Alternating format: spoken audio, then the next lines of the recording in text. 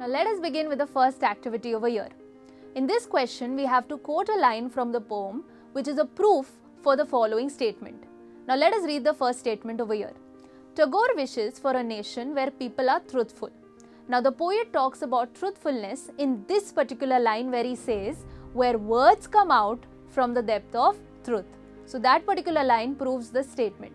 Now moving on to the next one. The poet wishes that everyone in his country holds his head high in dignity.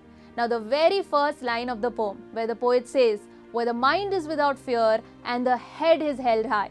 Now when we talk about the head is held high, we don't just talk about the posture, we talk about living our life with dignity.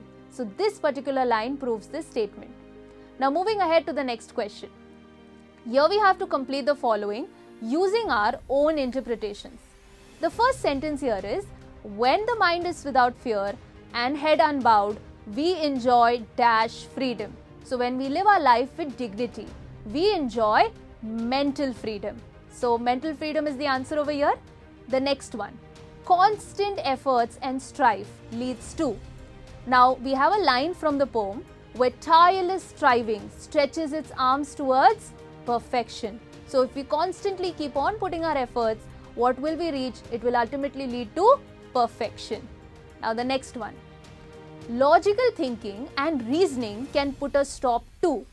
Now in the poem we have these lines where the clear stream of reason has not lost its way into the dreary desert sand of dead habit.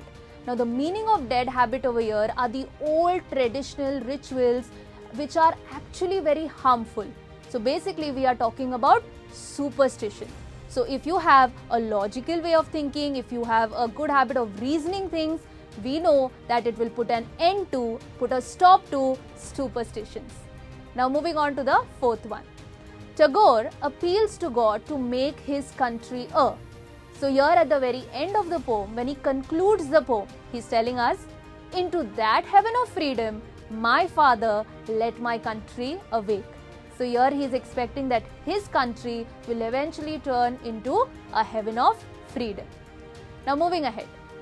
Here we have to name and explain the figure of speech for this statement. Now the sentence is, where the mind is led forward by thee. Now thee over here is archaic English or Old English, which symbolizes you. Now over here, it doesn't actually symbolize you because this is a prayer. So Rabindranath Tagore is having a conversation with God. So here when he is talking to God, the thee over here symbolizes the Almighty Father. So based on this line, we have two figures of speech. The first one of course is apostrophe. Why? Because the poet is directly addressing God, and then we know that God is of course not present over there. So apostrophe is a figure of speech when you talk to someone who is not present in person. So the first figure of speech, apostrophe. The second one is synecdoche. Now synecdoche is a figure of speech where a part symbolizes a whole or when a whole symbolizes a part. For example, if someone is saying, I have many mouths to feed. Basically, I have many people to feed. So over here when we talk about mind, where the mind is led forward by thee. So mind is just a part, but it actually symbolizes a whole person, basically a citizen. So a part which means a whole. So the figure of speech is synecdoche.